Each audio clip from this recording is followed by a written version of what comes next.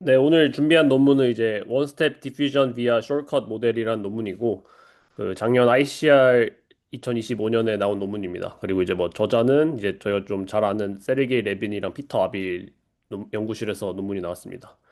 그래서 현재 한 인용 수는 한 400회 정도 되는 것 같습니다. 네, 논문을 소개시켜 드리면 이제 논문 제목처럼 그 디퓨전을 품질은 유지한 채 생성 과정을 이제 포워드 1회로 한번 진행을 해보겠다라는 컨셉에서 나온 논문입니다. 그래서 저희가 알다시피 그 디퓨전 같은 경우는 이제 뭐 이미지 제너레이션 태스크에서 많이 사용되고 있는데 이러한 제너레이션 태스크에서 뭐 DDPM 같은 경우는 뭐 1000번의 스텝 아니면 이제 레이턴트 디퓨전에서도 최소 뭐 수십에서 수백 스텝의 반복적인 디노이징을 통해서 이제 이미지 샘플 하나를 생성해냅니다.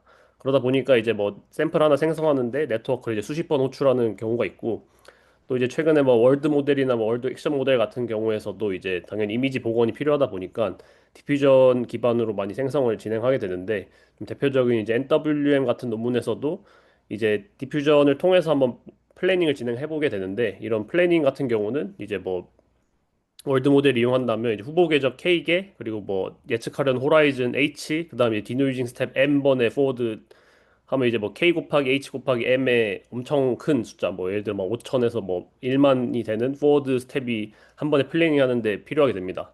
근데 이제 이 논문 같은 경우는 이제 이러한 포워드 과정을 1회로 이제 좀 비약 엄청나게 축약시키는 이제 컨셉을 가진 논문이라고 생각하시면 될 것 같습니다.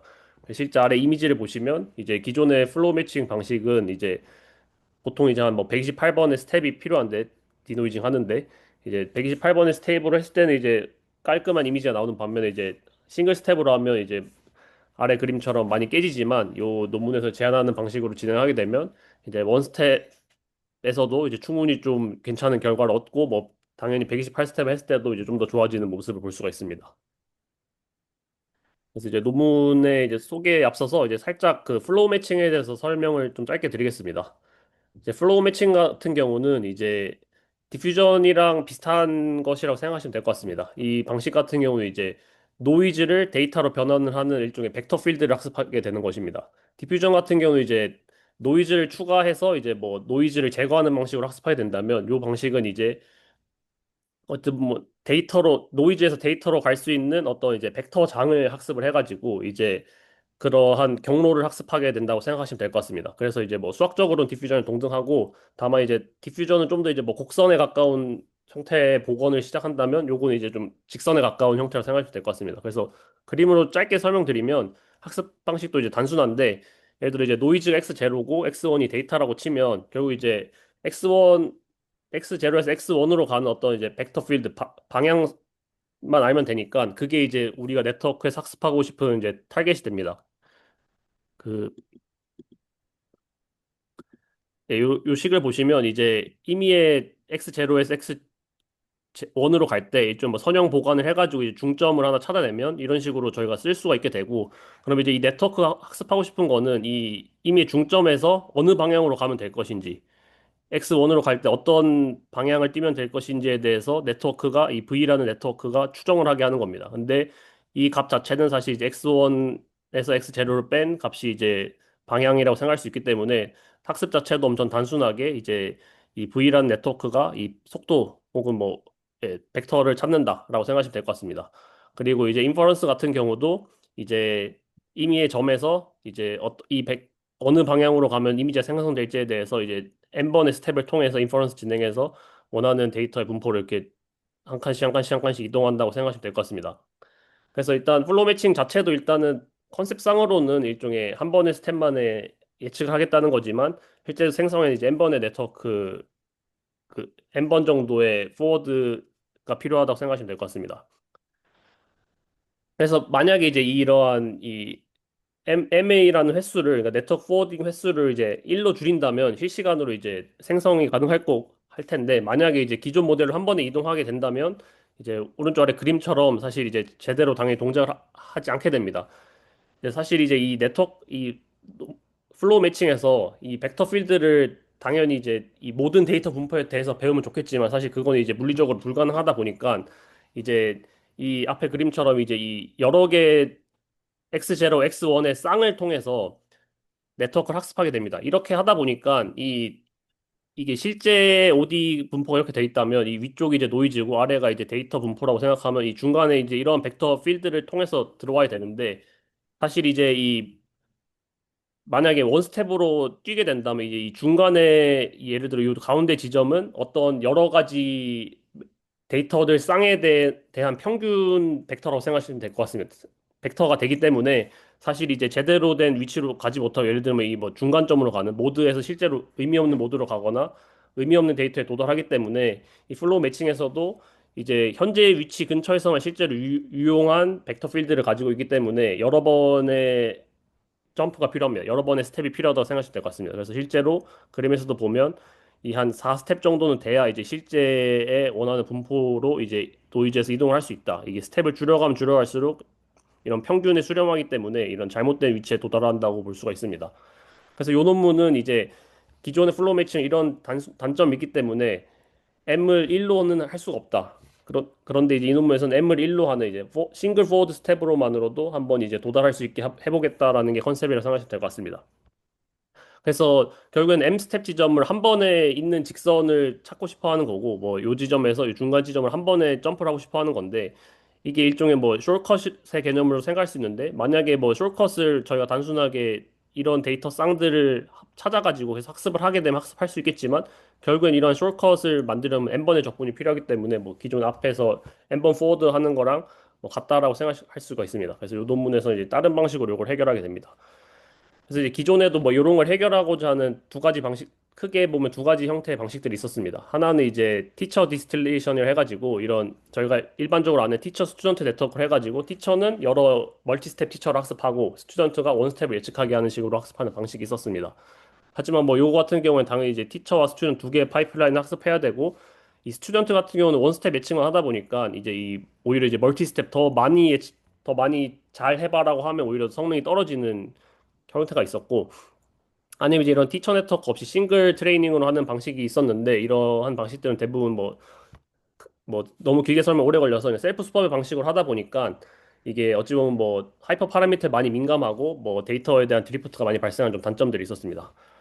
그래서 이제 이 논문 메인 메서드를 설명드리면 크게 보면 이제 엄청 단순합니다. 크게 보면 이제 딱 두 가지만을 아이디어를 추가했습니다. 이제 기존의 모델 같은 경우는 이 V라는 내 현재 시점에서 떤 방향으로 가야 되는지를만 배웠다면 내가 여기서 추가한 건 이 스텝 사이즈 D를 추가했습니다. 내가 얼마만큼 가는 방향에 대해서 예측하겠다라는 이 스텝 사이즈 D를 입력에 추가했습니다. 그래서 뭐 기존이랑 차이는 처음부터 이제 데이터가 원하는 이미지가 만들어지는 방향이 아니라 내가 특정한 스텝만큼 가는 거를 배워보자. 그러니까 결국에는 이제 저희가 보면 컨셉으로 생각하면 좀 더 이제 먼 스텝, 짧은 스텝 이런 거를 이제 배워가지고 뭐 좀 쇼트컷을 알아내보자. 그러니까 쇼트컷의 개념을 일종의 추가를 했고 만약에 D가 0으로 된다면 기존의 플로우 매칭이랑 이제 동일하다고 생각하시면 될 것 같습니다. 그리고 이제 두 번째로 추가한 거는 이제 이 셀프 컨시스턴시라는 건데 결국에는 이제 저희가 이런 식으로 숏컷을 찾아 M 스텝을 한 번의 스텝으로 줄이게 되는 이런 숏컷을 찾아내게 하려면 이게 M 번을 반복적으로 해봐야 되는 건데 이거를 이제 일종의 재기적인 함수로 해결했습니다. 이제 단순하게 컨셉으로 생각해 보면 실제로 우리가 2D 스텝만큼 이동한다는 거는 D 스텝이랑 D 스텝을 한번 그러니까 번갈아 가면서 이동했다라고 생각할 수가 있습니다. 결국에는 요 위에 수식으로 생각해 보면 2D 스텝이라는 걸 이동한 거는 처음에 D 스텝 이동하고 D 스텝 이동한 상태에서 또 D 스텝을 이동해 보자. 이런 식으로 할 수가 있습니다. 그럼 이거를 사실 재기적으로 계속 쪼개다 보면 이제 뭐 엄청나게 낮은 값 이제 뭐 D가 이제 뭐 2D에서 D에서 이제 엄청나게 낮은 뭐 4분의 1D 뭐 128분의 1D 이렇게 엄청 줄어들 텐데 결국에는 이제 이 D가 뭐 0에 가까운 값에 수렴하게 될 텐데 결국엔 D가 0이라는 거는 일종의 위쪽에서 기존의 아이디어로 생각했던 D가 0일 때는 기존의 플로우 매치랑 같다. 그러니까 D가 단순하게 엄청나게 많이 쪼개버리면 기존에 학습한 거랑 같기 때문에 이거를 이제 학습에 그냥 사용할 수 있게 됩니다. 그 지름길은 결국엔 순간 방향에 같다. 그래서 네트워크는 그냥 오리지널 기존의 플로우 매칭 로스를 통해서도 진짜 데이터도 학습할 수가 있다라고 됩니다.